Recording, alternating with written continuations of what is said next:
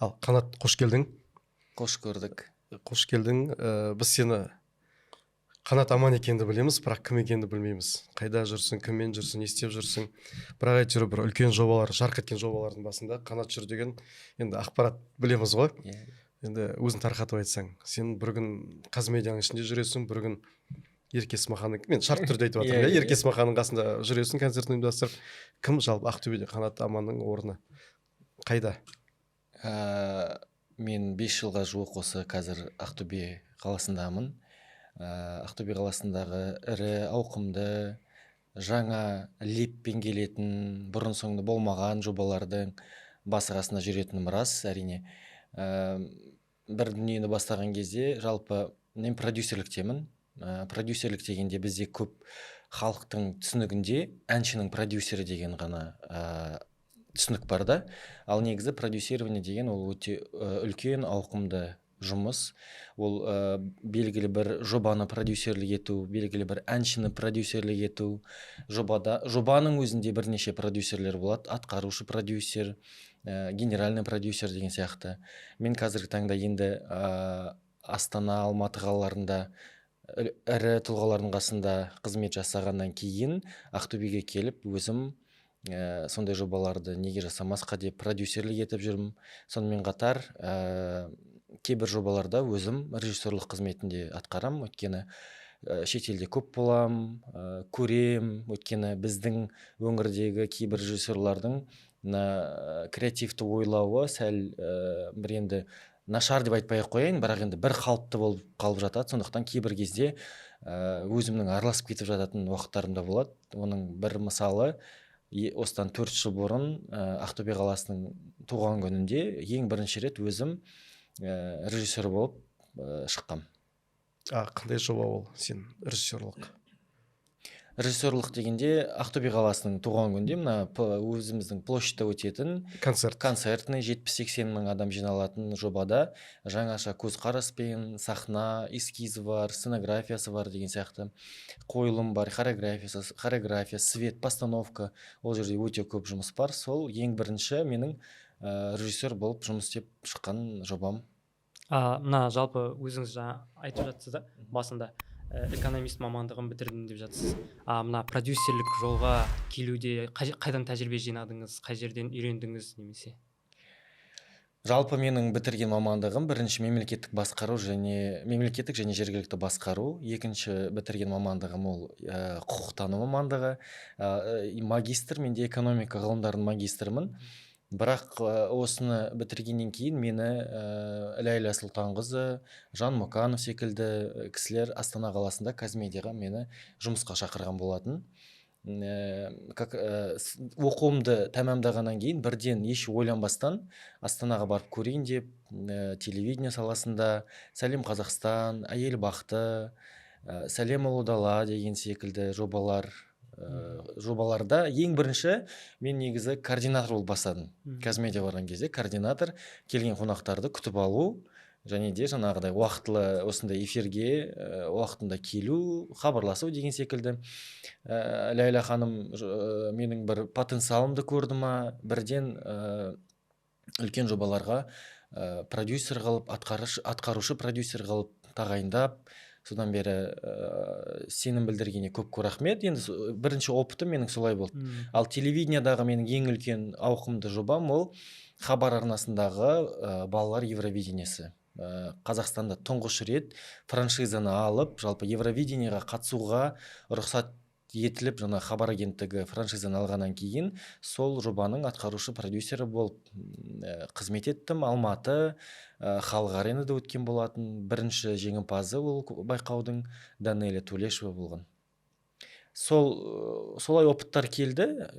Одан бөлек жобалар өте көп. Оның бәрін айта беруге қазір уақыт жетпейді. Бірақ ең бірінші менің осы продюсерлікке деген жұмысым Қазмедиада басталған опытым. Жеке адамдармен тәжірибеңіз, жұмыс жасау тәжірибесі ондай болды ма? Жеке әрине қазақ эстрадасының жұлдыздары Әміре, Айгерім Мамырова, Ержан Максим секілді. Сонымен қатар енді продюсерлік еттім деп айтпай қояйын, бірақ өнер жолындағы кейбір алар жаңағы орындар болады, репертуар жағынан біраз адамдармен жұмыстас болып, қызметтес болып көрдім. Керемет. мына қазмедианың ішінде басталды деп тұрсың ғой, продюсерлік жаңағы тынысың ашылғаны. Қазмедиа журналистердің ортасы. Иә. Ол ортаға сен қалай тап болдың? Негізі Ақтөбеде сен бір каналда журналистикадан бастадың ғой, иә? Қателеспесем. Бастамадым. Әлде басқасында жүрдің ба, содан кейін қазмедиаға тап болдың, иә? Ақтөбе қаласында Жан Мұқанов және Ләйла Сұлтанқызы Центр свадебной индустрии деген ашқан болатын. 2000 қателеспесем 16-да немесе 16-ға таман, иә. Сол Центр свадебной индустрияды басқаратын адам керек болып, оларға Ақтөбеден адам іздейді. Содан менің бір таныстарым ол кісілерге мен ұсынады екен, мені шақырып, көріп, осы Центр свадебной индустрияның басшысы бол, той ұйымдастыру деген секілді жаңағыдай ұсыныс білдіреді. Мен 2 ай, 3 ай жазғы маусымда жұмыс жасап көрем, бірақ түсінем, что той жасау немесе барлығы ол жеңіл мен үшін. Бірандай бір қатты қиын емес деген секілді. Содан кейін менің жұмысымды көреді 3 ай бойы, содан кейін жаңағы Астанаға тарттырады ғой, енді өзімізше айтқанда, иә. Астанаға кел, сендей маман бізге қажет деген секілді. Қазір енді жалпы қазіргі заманда маман тапшы ғой, сапалы, жаңағы жақсы жұмыс істейтін маман тапшы болғаннан кейін шақырды. Жан Мұқановтың өзінің компаниясында қысқарту болып жатса да, мені шақырттырып алып, солай сенім білдірді. Осылай басталған. Ол кезде сен нешеде болдың? Немен айналысып жүрдің? Мен как раз оқу бітірген кезім. Оқу бітірген бойда. Оқу бітіріп жатқан кезім. Жан Мұқанов ол? Жан Мұқанов ол продюсер. Мына үлкен жобаларды ұйымдастырып жүр, концерттерді, иә? Лейляда сол. Иә. Соның айналасында. Әлемдік деңгейдегі шоуларды жасап жүрген кісілер, ол кісілердің жыл таңдауы, жыл үздігі секілді үлкен премиялары бар. Креативті, өте күшті. Сұрақ не үшін қойып отырмын? Сол кездері, иә, оқу бітірген кезде енді жас маман, әлі маман да емес, енді бастауыш маман, иә? Бір жан-жағына қарап, кім көмек береді екен, кім қолдайды екен деген бір ойлар болған шығар енді жас жігітте. Шыны керек, сол кезде мынандай үлкен адамдардың көзіне түсу сен үшін бір сәт түсіп кеткен, бір қалай жолың болып кеткен жігіт айтуға болады шығар, иә? Болады, иә. Өйткені мен ешқашан да осы Астанаға барам, немесе осылай Қазмедиада жұмыс істеймін деген жаңағы қанша ұйықтасам да түсіме кірген зат емес. Оқу бітіріп мен енді әрбір қазақтың біздің ата-анамыз мемлекеттік жергілікті басқару мамандығын бітіріп жатыр. Менің ойым Мансап деген универде бағдарлама болған. Сол бағдарламамен ең бірінші жұмыс орным госслужащий дейді ғой, мемлекеттік қызметкер болам деп сөйтіп дайындалып жүргем негізі. Бірақ жаңағы енді қалай бұйырымы ғой, бір адам мені ұсынып, солай көріп, бір бағым жанып деп те айтсам болады. Кейбір кезде өкінетін де уақыттарым болады, неге сол кезде неге мемлекеттік қызметке бармадым деп. Бірақ мемлекеттік қызметте жүрген достарымды көрген кезде бармағаным да жақсы болған екен деген сияқты неше түрлі ойлар келеді. Бірақ қазір ешқандай өкінбеймін, өйткені өзімнің орным бар. Бірақ мен көптеген жаңа өзімді афишировать етіп, осындай жобалар істедім, мынандай жасадым дегенді аса қатты ұнатпаймын. Бірақ енді қазір сондай заман болып тұр ғой, көрсетілу керек, айтылу керек, білу керек. Үндемей іс тындырып жүрген адамдар да бар ғой. Жан Мұқандар да көп қатты айқайламағанмен, Төреғалидің нелерінде жүрді кеше. Төреғали, 91, Ерке Есмахан, Тамара Асар, Жазира мен Жанболат, Жігіттер квартеті, Тәуекел Мүслім, сол кісілердің енді Әміре, солардың барлығы сол Жан Мұқановтың қолынан шыққан. Ақтөбеден сені ұсынғанын, жақсы адамның атын білуге бола ма? Ол Жанна деген менің досым. Ол жаңағы Жан Мұқановтың сестренкасы бар, қарындасы Назия деген, соның подружкасы болады. Бір Ақтөбемен хабарласып, осындай маман керек еді деген кезде ұсынады осылай. Мына жаңа айтып жатсыз ғой, енді өзімнің көп жұмыстарымды Инстаграмға, әлеуметтік желіде көп бөліспеймін деп. Бірақ кеше осы жақын күндері музыкалық кеш өткіздіңіз, жалпы сол жоба туралы қалай басталды, идея қаяқтан келді, неге дәл осы жобаны Ақтөбеде өткізгіңіз келді, сол туралы айтып кетсеңіз қысқаша. Мен жалпы өзім өте творчествоны жақсы көретін адамын. Бір жобаға егер басымен кіретін болсам, мен әрдайым айтам, маған ақша аса қатты маңызды емес, өйткені басқада коммерческий проекттерім бар да, ал осындай творчестволық жобаларға келген кезде біздің халық, біздің мына көрермен, ақтөбелік көрермен соның ішінде жалпы мына Алматы, Астанада болып жатқан дүниелерден тысқары былай қалмасын, оларда көрсін, білсін, сезінсін деген ниетпен осы жобаны бастағым келді. Негізі Астанаға барған кезде мына дәл осындай форматта өтетін концерт бар. Кіру құны 20 000 теңге. Бір 2 рет Астанада іссапармен барған кезде билет болмай қалады. Вот мне барайын деп жатқан кезде бронь жоқ, уже билет жоқ дейді. Сосын мен өзім іштей, ладно, егер бұйырмаған екен, өзім жасаймын деп, осы Ақтөбедегі талантты жастардың басын қосып, жаңағыдай өткізетін орынды тауып, және де формат енді ерекше ғой, рухани, әдемі ескі әндерді тыңдап, бір артқа шегініп, сәл күнделікті күйбең тіршіліктен сәл дем алып қайтатындай форматтағы кешті осылай ұйымдастырдым. Оны қолдаған жандар өте көп болды. Шыны керек, оның рекламасын мен андай қылып таратқаным жоқ, таргет арқылы деп. WhatsAppта жаңағы таныстарыма рассылкамен жібере қойғам. Сонымен барлық столдар бұрын қойылып, енді бірінші жасалған дүние сәл түсініксіздеу болады ғой халыққа. Айтқан кезде қандай формат, ол жерде не істейді, жаңағы кіретін құнға тамақта ішуге бола ма деген сияқты сондай көп сұрақтар болып жатты. Ал енді біріншісін өткізгеннен кейін уже барлығы түсініп, даже Threads те қазір Threads өте бір андай белсенді әлеуметтік желі болып тұр ғой. Содан 100-дің үстінде адам неге білмей қалдық, тағы да өткізіңізші деген ұсыныстар көп келіп, тағы да желтоқсан айында ұйымдастыратын ниет болып тұр. Сонымен қатар бұл жобаға мен өзіміздің облыстың Тахауи Ахтанов атындағы облыстық драма театрының актерларын шақырған болатынмын. Олар да эксперименталды осындай дүниелерді неге осындай площадкада жасамасқа деген өздеріне ой түйіп қайтты. Өйткені оларда да бір малый залдар деген болады ғой. Сол жерде 50-60 адамға өткізіп жатады. Бірақ шыны керек, бізде әлі күнге дейін сәл ондай не қалыптаспаған, сәл қиындау оны жеткізуге. Бірақ енді қиындығына қарамастан жасап үйрету ол менің парызым деп білем.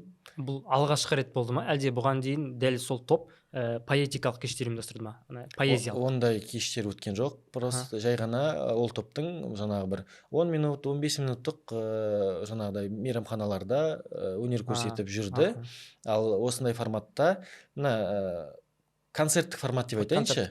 Ал басқа жерлерде олар тек қана кіріп өнер көрсетіп шығып кететін болса, бұл жерде басынан аяғына дейін 1,5, негізі біз 1 сағат 20 минут деп есептеген болатынбыз, бірақ енді халықтың сұранысымен бірден 2 сағатқа дейін созылды. Енді соңына дейін кетпей, тіпті билеп, халықтар өте риза болды деген өзім баға бердім. Егер ұнамаған дүние болса, мен бірден жаңағыдай айтар едім, не залетело, ұнаған жоқ деп. Бірақ өзіме форматы, вайб ұнады. Сондықтан тағы да жасаймыз бұйыртса. Ақтөбеде жаңа дүние жасалса қуанамыз. Енді ол Ақтөбенің көрсеткіші, өмір сүру деңгейінің көрсеткіші, мәдени дамуының көрсеткіші деп қабылдаймыз ғой. Кешегі жобаң жақсы болды, ұнады. Енді мана бір сөзінде тойдың айналасында бір кішігірім жұмыс істедім дедің, оңай болды дедің. Содан енді той бизнестен былай топшыласақ, шоу бизнеске өттің Ақтөбеден Астанаға. Енді шоу бизнес аса мен терең білмеймін, енді ол бір үлкен әлем ғой, енді ішінде өзінің қызықтары бар, шыжығы бар. Сол Астана, Алматыдағы үлкен жұлдыздардың Ақтөбемен байланысы қалай? Ол жерде енді Гүлнұр апаң бар, бір қыз жігіттер бар, енді көп емес, санаулы ұйымдастырып жүрген, ортада бір көпір болып, сенде үлесің бар. Сол байланыс туралы айтып бересің бе? Ақтөбенің шоу бизнесі, той бизнесі, плюс Алматы, Астанадағы, Шымкенттегі Жанмұқан ағаң бар. Солармен соны бір шолу ретінде ма қысқаша айтып өтсең? Жалпы Қазақстанда енді шоу бизнес дейді, той бизнес дейді, енді жаңағыдай сегмент бөлінеді ғой. Бірақ енді мен той бизнес дегенді өзім шыны керек аса қатты не істемеймін, ұнатпаймын. Менің де шақыратын Ақтөбеге енді былай үлкен жобаларға шақыратын әншілердің бірінші критерийі ол жанды дауысты ән айталу керек. Жанды дауысты ән айталу керек. Екіншіден қазіргі таңда кейбір еленбей жүрген бірақ дауысы өте керемет жаңағыдай әншілер болады ғой, сондай әншілерді шақыруға тырысамын. Енді Астана мен Алматы және Ақтөбе енді үшеуі үш түрлі климатты қала ғой. Енді Алматы өзіміздің мәдени астанамыз болса, Ақтөбеде енді бізде шыны керек шоу-бизнеста, той бизнеста жоқ деп айтсам болады. Енді бір сарынды бізден шығып жатқан енді әрине танымал әншілеріміз, жұлдыздарымыз бар, бірақ егер де сол шоу-бизнес болатын болса, осы өңірде дамытып әрі қарай жұмыс істер еді, бірақ та барлық ақша Астана мен Алматыда болғасын барлығы сол жаққа көшіп кетіп жатады. Енді байланысы дегенде біз тек қана жобаларға алып келеміз. Жобаларға алып келген кезде даже мына өзіміздің әкімшілік, облыстық мәдениет басқармалары бар, келетін кезде көп әншілерге гонорар беріледі ғой. Гонорар бергеннен кейін аэропорттан күтіп алғаннан оларды жаңағыдай әке көке деп сөйтіп қарсы алып жатады. Мен ондайға қарсымын. Маған келетін әншілерді мен көмекшілерім немесе арнайы команда күтіп алады. Олардың арнайы чек болса уақытылында чекке келеді, жанды дауыста айтылуы міндетті, техникалық райдер бойынша жұмыс істелінеді. Олардың жаңағыдай шыны керек енді ақша алып тұрсын ба, соған байланысты жұмыс істеу керек қой. Сондай талап та болу керек. Менен сондай талап болғаннан кейін кез келген әнші маған уже дайындалып келеді. Қанат жасалып жатқан шара, там халтурить нельзя. Аэропортта күтпейді, дайын боламыз оған. Костюмымыз мынандай болу керек, мен уже сұраймын, не киесіңдер, қандай репертуар болады, осылай деген сияқты. Соның өзінде қалыптастыру керек. Өйткені бізге келетін кезде Ақтөбеге бір курортқа келеткен сияқты болып кететін әншілер де бар енді шыны керек. Оның барлығы енді біздің өңірде шоу-бизнестің жоқтығынан емес, енді біз стараемся соны қалыптастыру. Даже өнер орталығының ішінде концерт беріп жатады, қаншалықты енді біраз ақшаға концерт береді де, бірақ 90%, 95% фонограммен айтып кетіп жататын да әншілеріміз көп өнер орталығында, бірақ енді бәрі емес. Бізде енді жанды дауыста 100% жанды дауыста концерт беретіндер ол Дастан Оразбеков, Қазбек Құрайыш, Әміре енді 100% деп айтпай қоямын, бірақ енді 80% жанды дауыста, 20% әрине дабл дейді ғой, жаңағыдай бэк вокалмен айтылатын әндері бар. Ғаділбек Жанай, ал қалған енді ренжімесін барлығы фонограммен. Тыйым салған кездері болды ма? Фонограмма келмейсің, менімен жұмыс істемейсің деген? Әлде бәрі оғанда бір жол беріп қоясың ба? Жоқ, ондай. Мен даже жабық кештер көп өткіземін ғой, бізде мына бизнесмендер бар. Сол кісілердің тойына шақырғанда да мен жанды дауысты талап етемін. Айтып тұрмын ғой, егер де ұсынатын адамға, егер мен заказчик маған келіп, кімді ұсынасың десе, мен айтам, мына артистер бар, но отпоют они под фонограмму. Или сәке мынау, бірақ живой. Айтылады осылай деген кезде енді бизнеста, кәсіпте жүрген адамдар түсінеді да, бірден сондай адамдарға тапсырыс береді, шыны керек. Қазір бар ғой, әлеуметтік желіде Threads'та көп нелер пайда бола бастады ғой, жазбалар. Соның ішінде айтатыны, батыс Қазақстанға тур жасағанда әншілер болсын, стендаперлер болсын, бір креативті салада жүрген кісілер батыс Қазақстанға тур жасақ, зал толтырады, полный. Біз 100% сенімдіміз деп айтады да. Енді қонақтарды күтіп аламыз деп жазды. Ақтөбенің сол әншілерді немесе стендаперлерді, өнер қонақтарын күтіп алуға жағдай қаншалықты келеді? Инфраструктурасы, сахна бойынша, қонақ үй? Шыны керек, Ақтөбеде бізде дұрыс қонақ үй жоқ. Біз әлемдік стандарттарға сай келетін қонақ үй жоқ. Ибис бар, Көктөбе деген қонақ үйлер бар, енді инфраструктура жағынан более-менее деп айтамыз ғой. Енді мына көршілес Атыраумен салыстырғанда, Атырауда жаңағы 5 жұлдызды, 4 жұлдызды әлемдік стандарттарға сай келетін более-менее, даже Ақтаудың өзінде де гостиницалар бар.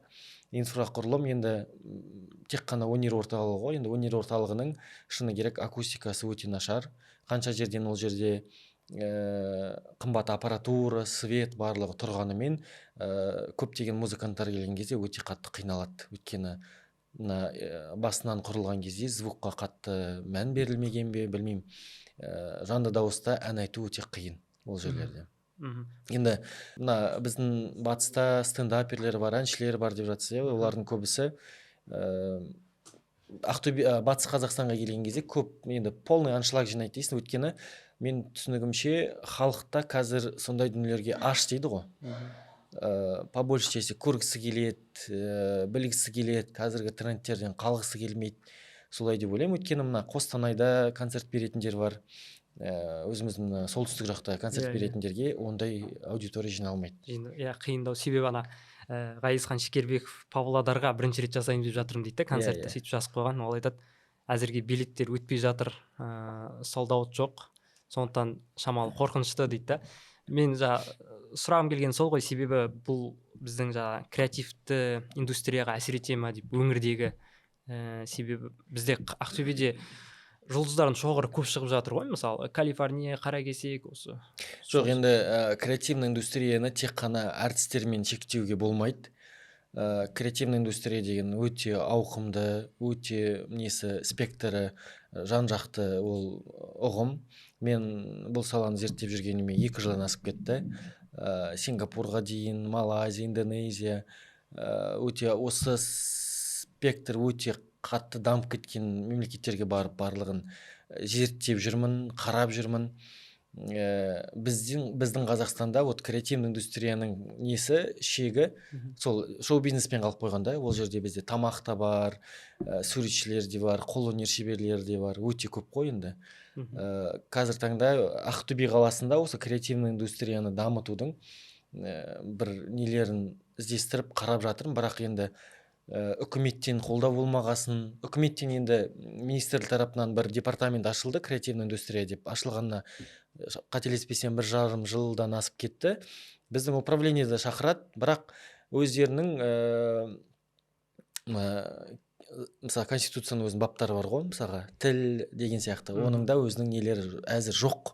Қалай жұмыс істейтіні, қалай қозғалу керек екені, бір әліппесі дейді ғой, әліппесі жоқ. Сондықтан да бізге де сәл қандай направлениеде алып кету керегін біз де түсінбей жатырмыз.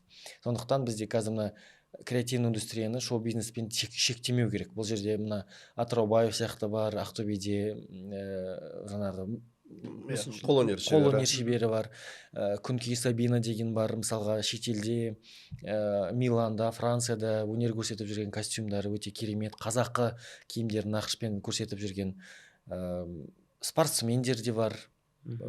Өте көп қой енді нелер. Сұрақты шоу-бизнестегі креативті индустрия деп нақтылап жіберу керек. Қанеке шамалы сәл артқа шегінейік. Менің түсінігімде өнер орталығы енді керемет орталық болды. Сен ойымды өзгертіп жібердің, акустикасы нашар деп. Сол өнер орталығына әншілер келе бастады ғой.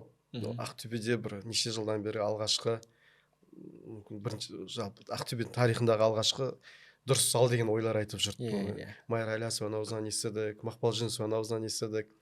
Кім Музарта жігіттер айтып жүрді келген кезде, концерт беріп жатқан кезде. Енді шамалы мен ойланып қалдым, сұрастыру керек екен тағы да акустикасын. Жоқ, кезінде өзіміз студент болып жүрген кезде енді біраз концерттерге барып жүрдік. Даже андай реклама берген кезде де видеода сол баяғы студенттер сарайы деген бір тіркес болатын. Қай жерде өтеді десе сол студенттер сарайында деп. Енді өнер орталығы ашылғаннан кейін әрине ол бізге хан сарайындай болып көрінді. Өте әдемі, іші үлкен, кең, барлығы жақсы. Енді жоқты жоқ деп айтылу керек. Кәсіби тұрғыдан концерттерге сәл қиынырақ. Шетін кірмейді, мысалға солист әнші өзі келіп айтатын болса, мысалы жалғыз әнші, оған домбырамен айтатын болып жатса, ол кезде более-менее дауыс шығады. Ал мен қиын деп айтып тұрғаным, бэндпен келеді ғой, оркестрмен келеді, инструментал болады. Сол кезде профессиональный, тоқыған режиссер, звукорежиссер келіп настраивать етіп сөйтіп жасамаса, зал өте қиын. Кейбір кезде енді өңірде жақсы болады ғой деген келіп қалып, бірақ концертте тек әншінің текст не айтып жатқан естімейсің, тарс гүрс тек музыканы ғана естіп құлағың ауырып қайтатын кездерде болды. Сәл ертерек уақытқа шегінейік. Тамара Асар деген әнші бар, Маңғыстау облысынан шыққан. Сол Алматы Республика сарайында концерт береді. Маңғыстаудың филармониясы жалпы адайымыз дегендердің бәрі көшіп барады. Жаңағы сахнаға ақбоз ат мінгізеді, оған түрі атты Тамараны отырғызып қойып, қыз жібек құсатып, қып-қызыл қылып киіндіріп, айналдырып, жаңағы қай жағынан да мына не дейді, мына киімді, бас реквизиттерін бәрін көтеріп алып барды. Иә. Ақылбек Жеменей концерт өткізеді ертеректе. Тоже Маңғыстаудың бүкіл қыз жігіті барып, Мгм. көтеріп, шашбауын көтеріп қызмет етті.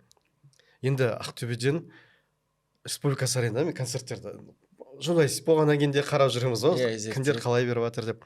Бізде Қайнар, Аян, Құрал деген жігіттердің бір концерті болды, иә. Мгм. Шуардың жігіті шығып жүр ғой қазір, Жандос Қаржабай. Иә. Ондай концерті болды. Былай сырттан қарағанда ешқандай қолдау да болмаған сияқты Ақтөбеден. Білмеймін, мүмкін мен дұрыс ойламайтын шығармын. Жаңа көрші облыстар барған кезде енді бүкіл әкімдігі, аппарат, ресурс бәрі қолдайды. Ақтөбе келген кезде неге сондайлар жоқ, мардымсыз, қалай деп айтайын, жұтаң. Өйткені үлкен енді не біздегі қателік, бізде ақтөбеліктердің ұйымшылдығы жоқ. Енді бұл жерде бизнесмендер, кәсіпкерлер тарапынан айтпай ақ қояйын, бірақ бізде мына басқарма Идеология бар, ішкі саясат, мәдениет бар, басқарма бар деген сияқты. Қарапайым республика сарай деп айтпай ақ қояйын, енді кезінде Ерхан Алданазаров деген композитор жігітіміз бар. Жанар Айжанова, Мақпал Жүнісова, Сәкен Майғазиев, Мадина Садуақасова, енді қазақ эстрадасындағы қазір хит орындалып жатқан әндердің композиторы. Сол кісінің, сол жігіттің енді бауырымның концертін жасаған кезде, ол кезде енді әкім Ералы Құпаны болып тұрды. Сол концертте мен айтқам басқарма басшысына, міне осындай делегация келіп жатыр, ән мен әнші сияқты үлкен жоба жасадық Ақтөбе қаласында. 14 жұлдыз келді. Ерке Есмаханнан бастап барлығы келіп, сол кезде біз әкімнің приемына әрең кірдік. Шыны керек, енді таныстыруға, өзіміздің өңірде осындай композитор бар, ана жақтан осындай делегация келіп жатыр деп. Енді келіп жатқан кезде сол ақтөбеліктерді алып көтеріп, әспеттеп, қошеметтеп, өнер адамына не керек, оған ақша керек емес, оған жаңағыдай бір үй алып беру қатты қажет емес. Өнер адамдарына бір ықылас гүлімен внимание керек оларға. Оларды күтіп алып, сол аэропорттан немесе жаңа бір басшылықтан біреу күтіп алып, сен күштісің, сен ақтөбеліксің, осылай да осылай десе, олар соның өзіне марқайып кетеді. Алматыдағы біздің ақтөбелік әншілердің реніші сол. Біздің тіпті Ақтөбеге келіп жатқан кезде, концерт ұйымдастыратын кезде енді өнер орталығының арендасы бар ғой. Мысалға қарапайым басқа әнші келсе де сол, бізге келсе неге сәл-пәл неге жаңағы бір скидкасын жасамайды деген сияқты бір моменттер болып жатады ғой. Өзіміздің әншілерге менің ойымша сондай нелер болу керек, жеңілдіктер. Тамара Асарды неліктен көтереді? Тамара Асарды менің ойымша жаңағы біздің Ақтаудың басшылығы идеологиялық тұрғыда өте әдемі қолданады. Бізде де күшті әншілер бар ғой Ақтөбеден шыққан. Содан мысалға Ақтауда бір көтеріліп, халық бірдеме болып жатса, Тамара Асар барып сол жерге концерт қояды. Халықты басу айтады, жаңағыдай мақалдатады, әндетеді, сөйлейді, үстіндегі костюм әдемі деген секілді. Содан кейін жаңағы Ерханның концертін жасап, біз приемға кірген кезде, осы Тамара Асарды мен Ералы Құпанына айтқам. Осылай адайлар, өзім адаймын, міне Ақтауда осылай концерттер ұйымдастырады, осылай деген кезде жаңағы кездесуде мен Жанар апайды бірге барғанбыз. Мен айтам, міне біздің тұнып тұрған мына Мейрамбек Беспаевты баққан кезінде, бірге шоу-бизнеста жүрген, осылай. Неге осы кісіні біз идеологиялық тұрғыдан Ақтөбенің бренді ретінде неге қолданбасқа? Ақтөбеліктердің бәрін басын қоса алады ол кісі. Жасы үлкен, біразы тыңдайды деген сияқты. Сонымен бірінші неміз сол Ақтөбеде 22 наурызда Жанар Айжанованың концертін ұйымдастырдық. Ақтөбеде өте керемет концерт өтті. Ризашылығын айтып кетті. Бұл тек қана бір ғана мысал, бірақ содан кейін жұмыс тоқтап қалды. Бізде мысалға Ерке Есмахан бар. Ақтөбеге келген кезде енді ақтөбелікпін деп не айтуға көп айтпайды енді сыртта жүрген кезде, өйткені реніш бар ғой. Реніш бар. Біздің келем ол сұраққа. Ішкі саясатымыз бар, басқарма бар, әкімшілік бар. Енді қазір ой туындап қалуы мүмкін. Неге тек әншілер емес, жазушыларымыз да бар, ақындарымыз да бар, Қайнар, Құрал деп отыр. Неге олардың концертін ұйымдастырып жатқан кезде біздің басшылық бар, бізде кәсіпкерлер де жетеді қолдайтын, ол үкімет тарапынан ақша бөлмей ақ қойсын, қолдайтында енді күшіміз бар енді. болады негізі. Мен бар енді қолданбаймыз. былай сұрағым сіздерге қарай болсын сұрағым мен түсінігімде неліктен әншілер Ақтөбеге келген кезде оны әкімдер немесе мәдениет басқармасының жоқ тек қызметкерлері концерт емес, Концерт емес. идеология жалпы идеология құралы құралы ретінде ретінде. енді біздің қыз, біздің кеткен қыз, біздің жігіт деп қазақта бұл бар ұғым ғой. Кез келген ауылдың адамы өзінің баласын әспеттеп отырады. Сол тұрғыда ол концертіне, тойына, басқасына енді біз әйтпесе тек гонорарына айтып бір отырған жоқ. жақты біз қолдай бермеу керекпіз себебі Сосын бізде андай не бар, футбол- мысалы қала күні өтіп жатады немесе Аха. бір облыстың шарасы өтіп жатқан кезде маған хабарласып айтады, Нұрболат Абдуллинге, Еркеге хабарласып жаңағыдай миллион теңгеге келіп берсінші деген моменттер де болады. Енді олардың гонорарлары 4 миллион. Сосын олар айтады, өздерінің тарапынан егер де бір жыл бойы бізге бір қолдау, бір Назар назар аудару бірдеме болып тұрса, олар ол суммаға спокойно келіп беретін еді. Аха. Бірақ та оларда ешқандай байланыс жоқ та, бірақ определенный бір шара бірдеңе болған кезде міндетсініп хабарласатын кездер болады да. Неге келмейді, Ақтөбенің баласы емес па? Или осылай емес па деген кезде олар әкімшілік әдістер керек кезде іздейді деген сияқты пікір қалыптасады ғой. ол енді бар зат. Мен жаңа қайнарларынан айтпаған қазақ әншісі жоқ қой. Оны қай әндерде хит. Сондай бір өнердегі жолдастары қолдап барды концертіне. Біз жағынан енді аздау болып қалды. Сосын еркен айтайын дегенім 98-де ма, қай жылдары ойбай 2018-2019-2019-дарда ма бір туған жерге тағзым деген бір акция болды бүкіл Қазақстанда. Қазақ Ақтөбеден шыққан бар, хирургы бар, жаңағы өнерпазы, басқасы, әртіс бәрі келді, біразы келді. Ерке сол күні енді желден қарап отырып Шымкентте Рикс Хадишада тоқтады. Шымкенттің қала күні ма, бір Шымкенттің шарасында жүр, әкімдік өткізген шарада. Енді біз ол еркен сөкпейміз ғой. Барлығы келді, стадионға жиналды, Димаш келді. Сол кезде мен түсіндім, еркеде өкпе бар. Бұл ерке ол кезде, қазірде хит, ол кезде тым өте хит болып тұрған кезде. Бірақ неге сол номер 1 қыз қазіргі шоу-бизнестегі неге келмеді? Мен де сол кезде сездім, ол қызда өкпе бар, ол алтта ол ашықтан ашық Шымкентте жүрген жариялап отырды. Бір боль дейді ғой, сондай сезіліп тұрды парақшасынан. Енді оны өзгерту сәл қиын шығар енді. Өйткені оған дұрыс идеология керек, барлығының басын біріктіріп отыратын адам керек. Ақтөбеден Жанар апамыз аэропортта сұхбат алдым бір жолы. Сол туған жерге тағзым акциясына келген кезде. Көптен бері бізді әншіміз, біздің қыз деп шақырып жатқан, көптен бері алғаш рет шақырып отыр деді. Енді бір қуанып та тұр, бір жағынан бізді іздеді деп. Бір жағынан өкпесінде айтып қалды, ол кісі ұмытып қалмаса сұхбатты. Диктофон сақтамаған шығар.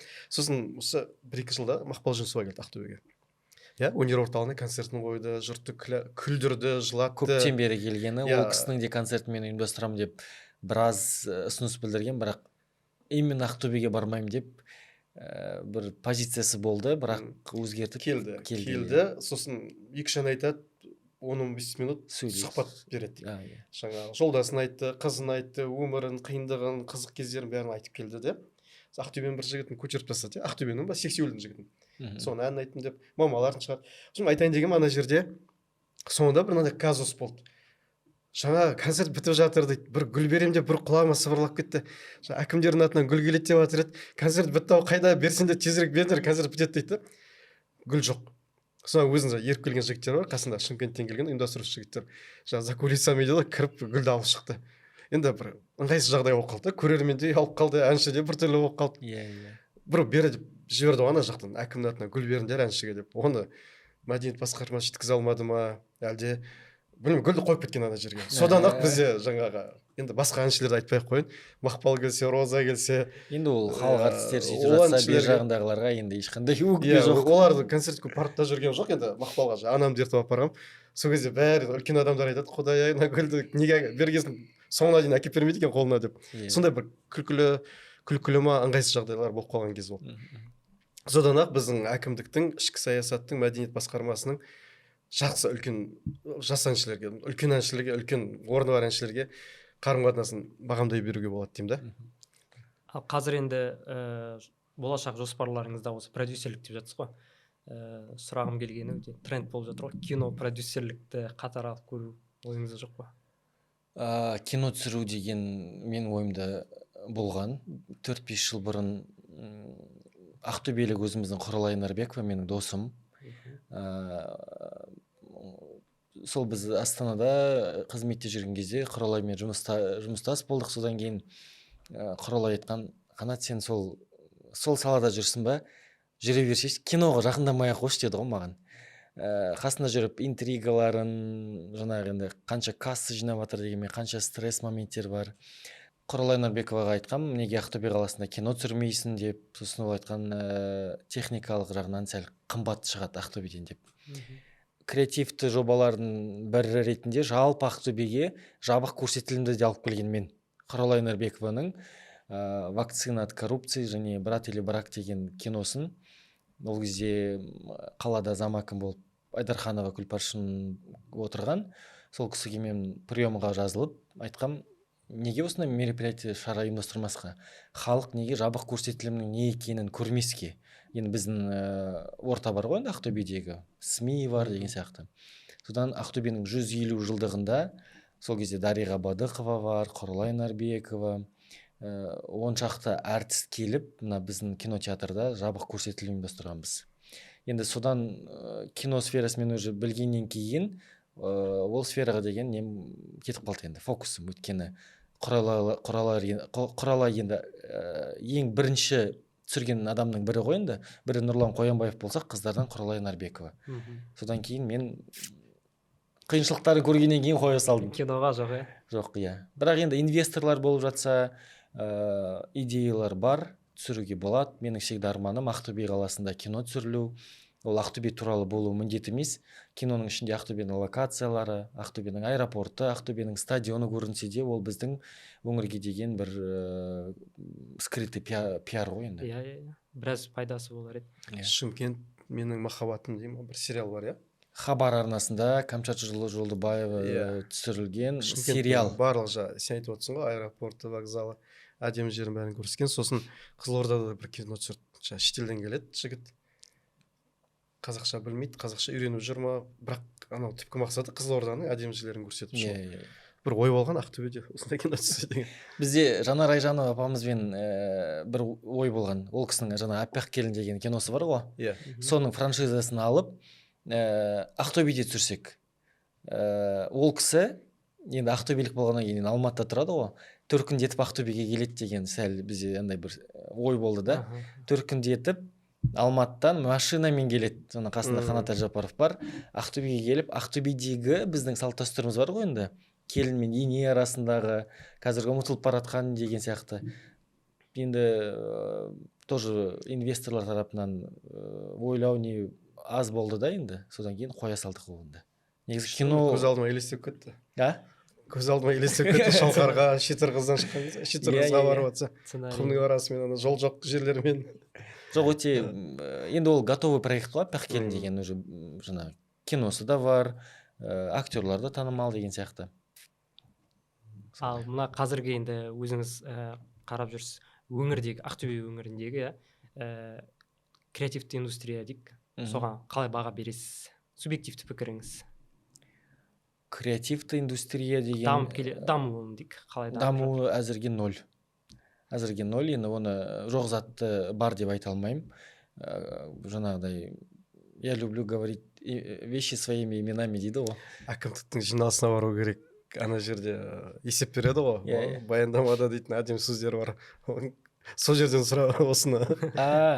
Қағаз жүзінде бар. Қағаз жүзінде айтып тұрмын ғой енді. Жалпы біздің президентіміздің сөзі бар. Креативная индустрия должен заменить нефть деп айтады. Мұнай енді өмір бақи болмайды, бірақ біз креативный индустрия арқылы біз шығуымыз керек. Енді бір жарқын мысал ретінде барлығы BTS-ті мысалға келтіреді ғой, Кореядағы.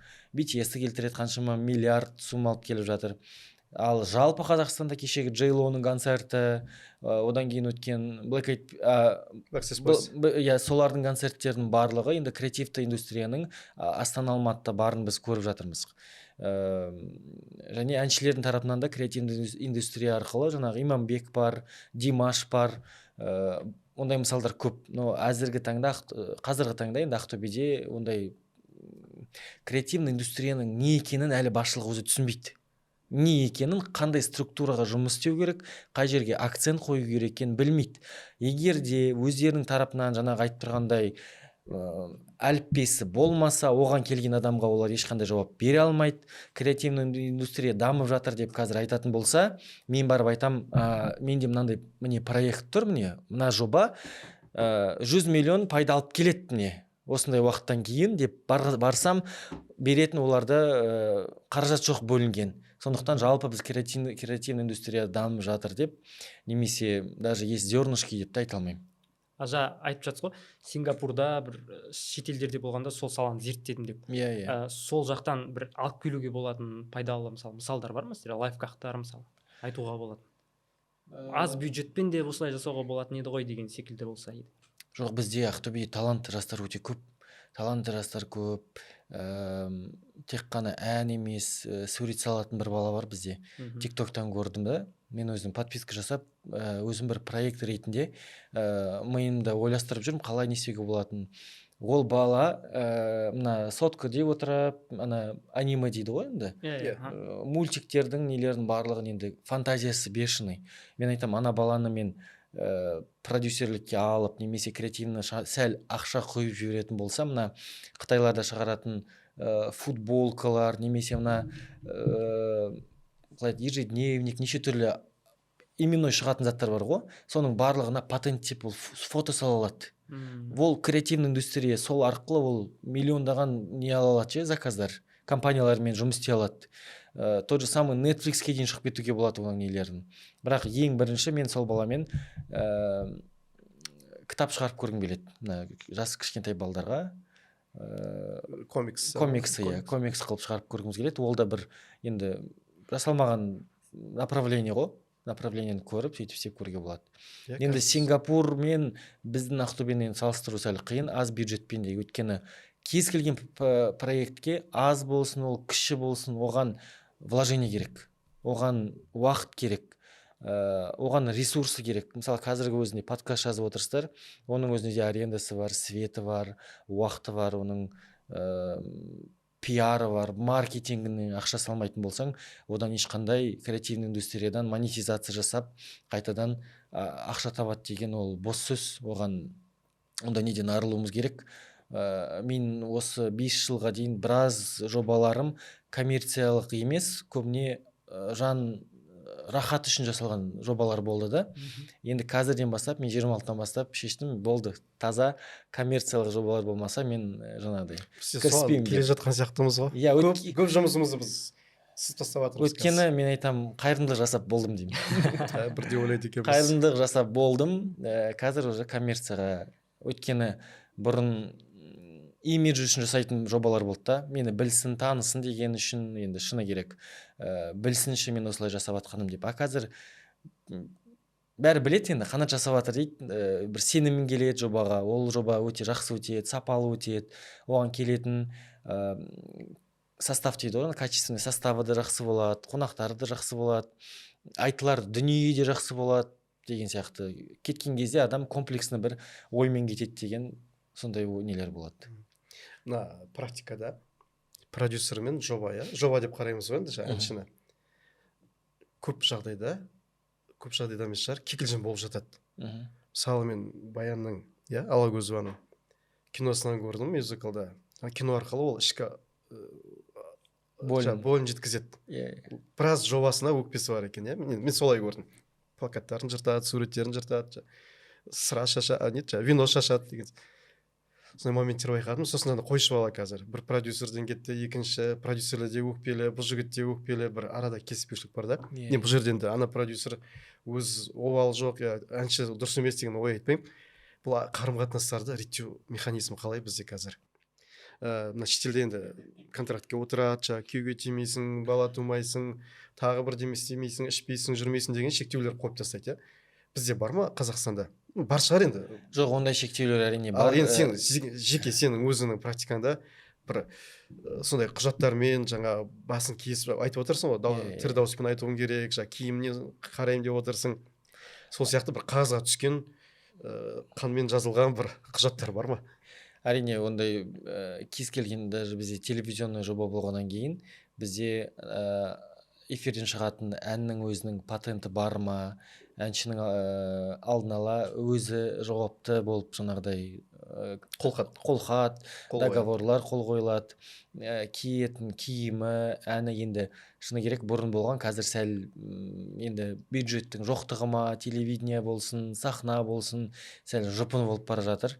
Мына өзіміздің мегадан алып жаңағыдай зарадан бір пиджакты киіп бүйтіп шыға салатын әншілеріміз де көп. Бұрынғыдай бір знаменитый дизайнерге киім тіктіріп шығып жатыр деген тек бір Қайрат Нұртас немесе тағы бір екі әншіні мысалға келтірмесек, Садрадиннің өзі Зара асты H&M'нің джинсын киіп сахнаға оверсайзбен костюммен шыға береді. Бұрын ондай контракттар болған, жаңағыдай отбасы мындай болу керек, осындай уақытқа дейін тұрмысқа шықпайсың деген сияқты. Ол заттар біздің менталитетке келмейді. бәрібір шығады. Бәрібір шығады, өйткені қалай айтсам болады, бізде рынок кішкентай ғой, жалпы Қазақстанның рыногы кішкентай. Сосын бұл Америкадағыдай үлкен бір конкуренция қатты жоқ. Ана әнші басында мысалға Баянның мысалында ол танылып келеді да, сосын олар уже жақын араласып кетеді ғой. Жақын араласып кетеді, уже ағалы інілі сияқты болып кетеді. Сол кезде ана контракт вроде бы на бумаге есть, уже ана мысалға үйленейін деп жатыр, уже келіншегі екі қабат болып қалды деген кезде уже мына контрактты уже ұрыспа, ол әншінің ешқандай ақшасы жоқ, штатта еш жерде жұмыста жоқ, оның бірдемесін тартып алайын десе бүкіл затты сен беріп отырсың деген сияқты заттар болады ғой.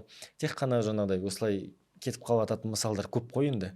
Жоқ, достасып жақсы болып кетсе жақсы, иә. А егер шынымен де продюсерге ол шығын болса, ішкі бір өкпесі болса, жаңағы продюсерге шығын болмайды, продюсер ол шығынын ақтайды, өйткені ол біраз жобаларға, тойларға, закрытый мероприятияларға гонорарлары мысалға 3-4 миллион, 5 миллион болып олар выступать етеді ғой. Жақсы продюсер болса бүкіл несін сорып алатын мүмкіндік. А егер болады ғой енді енді салып ақшаны енді жемісін көрейін деп жатқан кезде енді қазіргі таңда енді әншіден ала алмасаң да бір лайфхак дейін ба, әннің бәрін өзіңе жазуға болады. Тұрардың мысалында. Иә, Тұрардың мысалында әннің бәрін өзіне жазып, получается ютубтан, бүкіл Spotify, iTunes-тан келіп жатқан псевдонимі, әндердің барлығы, монетизацияның ақшасын барлығы өзіңе түсіп отырады. Мысалы ютубтағы көрілімнің өзі мысалға 200 миллион, 300 миллиондай болып кетсе, одан да біраз ақша түсіп отырады ғой ай сайын. Сондай әнші кетіп қалса да әннің барлығы өзінде қалдыруға. Сенде өзінде болды ма сол жобалармен қарым-қатынаста бір кикілшің, реніш? Реніш болған әрине. Өйткені айтып отырсың маған, көп адам жолығады, ата-аналар хабарласады шығар, баламды көтеріп бер деп. Иә. Ондайлар көп. Міне 10 миллион менің баламды Голос Россияға апаршы дейтіндей нелер болды. Мен айтам, баланы тыңдаймыз, қараймын. Егер де одан потенциал көрініп тұрса, мен айтам, 1 жылдай дайындық керек. Бірден андай болмайды, мысалға. Жанып тұр, өйткені бірден барған бала тез өшіп қалады, ертең перегорит. Мысалға Ақтөбе қаласынан Мейіржан Жетебай деген бала қазір Алматыда Жүргеновті оқып жатыр. Сол баланы Ержан Максимнан кейін келесі жылы мен Голос Россияға апарған. Біз Полина Гагаринның тобында карантин уақытында финалға дейін жеттік. Бірақ бізге сол Ержан Максимнан кейін келесі жылы уже финалға жетіп тұрық қой. Полина Гагарин өзі айтқан, Қанат, сіздер енді ұтпайсыздар 100%, өйткені 2 жыл қатарынан қазақтардың ұтып кетуі это невозможно деген. Мүмкін емес. Политический жағынан да енді өздерінің это первый канал деген сияқты. Сондай жобалар бар, келіп жатады, бірден жұлдыз болғысы келіп кететін уақыттар болады. Реніш 1-2 моменттер болған, барлығын бар ғой, қандай ақшаның моментінде ғана реніш болады. Недопонимание. Менің қазіргі түсінгенім, бірден айтылу керек, келісілу керек. 50-50, 60-40, 70-30, осылай деп барлық заттың бетіне. А біздің қазақтар ренжітпеймін ғой деген сияқты бір моменттер болады ғой енді. Ренжітпеймін ғой, еңбегіңді берем ғой деген сияқты моменттер болады. Ал еңбек деген, когда проект біткен кезде сенің ойыңдағы еңбектің бағасы бөлек, ана адамның ойындағы еңбектің бағасы бөлек болып жатады. ренжітпеймін деп ренжітіп алады. ренжітіп алған кездер де болды. Мен не үшін өзім үлкен осындай продакшн ашып, өзім телевидениедан аутсорс алып шығып кеткен моментімда сол кісілерге сондай бір моменттердің Сабақ алдың, иә? сабақ алдым. Енді сол бар ма құжат енді өзінде сондай, или судың жағасында о баста келісіп аласыңдар? Иә, әрине. Цифрамен жұмыс істейсіңдер. Менде қазір қағаз болмаса мен қолымды көтермеймін.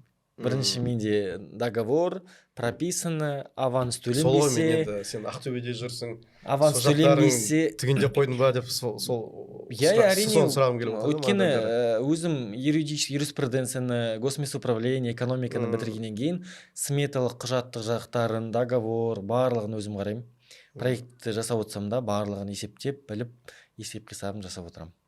Ал енді соңғы сұрақтарымыз 2026 жылға бір белгілі бір жобаларыңыз, жоспарларыңыз бар ма? Айтуға болатын, осыны күтіңіздер деп бір анонс беріп қойсаңыз қызықтыр. Мен үлкен мысалға бір жылдыққа ондай жоспар қатты жасамайды екенмін. Өйткені менде қазіргі қаңтар, ақпан айында қайтадан Сингапурға оқуға кетейін деп отырмын, Малайзия, Сингапурға. Сол жаққа барып демалып, тынығып жүремді. Менде жобалар, проекттер бір ұйықтап атырып, бір сотка шығып атырып, бір нәрсені көріп қалып шығып кетуі мүмкін да, бірден жасалып кетеді. Ал егер мен ұзақ уақытқа жоспарлайтын проекттер болса, ол жүзеге аспай қалады менде көп жағдайда. Распыляться етіп қалам да, ол мысалға келесі тамыз айында мен осындай бірдеме жасайын десем, уже жасағым келмей қалады уже. Рақындаған кезде уже сондай бір нем бар. Мен өзім енді знак зодиака Водолеймін ғой, мен воздух адаммын. Менде вот айтылды, бір айдан кейін жасалу керек ол проект. Ол ақша болсын болмасын, білмеймін, өзі ретімен келіп қалады сол проекттер. Енді бізде көбіне Ақтөбеде жаңағы үкіметтен келетін тапсырыстар ғой енді, мероприятиялар, бірақ енді олар бәрі рамка болады, андай протокол болады, мындай болу керек, әкім мына жерде шығу керек, трибунасы былай тұру керек деген сияқты моменттер. Одан ләззат алмайсың, ал по большей части кайф алатын проекттер, олар бөлек. Ақша алу керек, ләззат алу керек. Алдағы айда бірақ музыкалық кешті міндетті түрде күтеміз ғой. Иә. Енді 26-ға мен өзім жоспарым деп айтайын. Мен 3 жыл қатарынан балалардың байқауын ұйымдастырып жүрмін. Ержан Максимнан кейін, Мержаннан кейін біраз біздің өнерпаздар осы 3 жыл қатарынан ұйымдастырдым. 3 жыл қатарынан 500-ге жуық өтінім келіп түсті. Олардың ата-аналары 20 шақты бала Ақтөбеге келеді. Біз мына Гринленд базалық демалыс кешенінде 3 күн жатып демалады. Барлығы тегін, және де ақшалай қомақты қаражат алып кетеді. Авторлық ән табысталады. Алматыда Лиза Калгулова деген белгілі біздің вокальный коуч бар, жаңа тренер. Соған 10 сағат беріледі, оған Ғаділбек Жанай, барлығы сол кісіге барады. Марат Айтемов жүреде болады. Соны биыл 4-ші жыл ұйымдастырам, бірақ форматын сәл өзгерткім келеді. Баланың санын көбірек қамтығым келеді қатысу үшін. Барлығы айтады, уже конкурсты платный жасайтын уақыт болды ғой уже. 20 мың болсын, 30 мың болсын, взноспен қатыстыр шешейді. Бірақ мен изначально бұл жоба қарапайым ауылдағы қазақ баласын көтеруге деген ойым сондай болған. Сондықтан да сондай балаларды іздеймін сол байқауда. Келесі жылға тек бір жоспарым соны айтып қояйын енді, өйткені ол ежегодный проект болғаннан кейін ол стабильный өтетін проект сол. Сәттілік, форматы бөлек. Жақсы. Айтып жатсың ғой, бір ойға алам. Сосын өзі құдай реттеп қояды бәрін деп. Біз Данияға күнде айтамыз, бізде ойымызға келеді бір зат. Соған бір қоңырау түседі, мына жағынан қаржы түседі, әйтеуір келісімдер жасап өзіне өзі болып кетеді да. Маған жаңалық болып отыр, жалғыз бізде емес, сізде де бар екен деп. Тыңдап отырмыз әңгімеңде. Енді тек бәрін коммерцияламай, тегін жасап жатқан жұмыстарым бар, шығынға жасап жатқан жұмыстарым бар. Бұны қазіргі бизнес тілінде енді қателеспесем, әлеуметтік жауапкершілік деп айтады. Енді әлеуметтік жауапкершілікте жаңағы осал топтар, мүмкіндігі шектеулі, жаңағы тағы басқа деген сияқты бір мұқтаждау топтармен жұмыс істеу. Сен жұмысында, енді бизнесінде ол элементтер бар сияқты тыңдап отырсақ. Сол енді бізде бір подкасттың соңында қонаққа шағын тартуымыз бар. Соған ырымдап, қалай әлеуметтік кәсіпкер болу керек деген Аскеровтың эффекті. Қазақстан жігіті, биыл 2005 жылы шыққан кітап. өзіңе табыстағың келеді. Бұл жерде тек әлеуметтік кәсіпкерлік емес, бұл жерде жолдары, маркетинг, сату, келісім, құжат жасау, бәрі бар. Игілігіңе пайдаланарсың. Рахмет, көп шақыртуларыңа рахмет. Көп рахмет саған да келгеніңе. Біз енді шоу-бизнес, той-бизнес, жалпы өнер адамдары туралы көп айта бермейміз, подкастта. Біз кеше Жанаргүлден бастаған шығармыз, Досовадан. Кішкене ән, би, балалар туралы айттық. Бүгін енді сенің жұмыстарың туралы шамалы тың тақырыптар болып жатыр. Менде де енді кітап өте көп оқимын. Менің жалпы библиотекамда өте кітап көп. Соңғы біздің экс-президентіміздің тапсырысымен 100 кітап деген бағдарлама болған. Соңғы оқыған кітабының бірі четвертая промышленная революция деген кітап. Қазіргі енді біздің әлемдегі болып жатқан революция, искусственный интеллект бар, енді айналып келсек те барлығын соған әкеп трендеп тұр ғой заман. Сол Клаус Швабстың кітабында айтылады. Мына жаңа беріп жатқан кезде титулкасы соған ұқсап кетті қатты. Сол ма екен деп ойлап қалдым да. Рахмет, міндетті түрде оқып, оймен бөлсем. Әрдайым ізденістеміз. Енді жасымыз бір 30-дан асса да артымыздан жастар еріп келе жатыр, креативті ойлайтын, неше түрлі енді бізге енді соған қарағанда екі есе қатты тезірек көбірек жұмыс істеу керек, тезірек ойлану керек деген сияқты. Сондықтан креатив алда болу керек. Алда болу керек. Тоқтамау керек, шаршамау керек. Көп рахмет. Шақыртуларыңа рахмет. Сәттілік барлық жобаларыңа.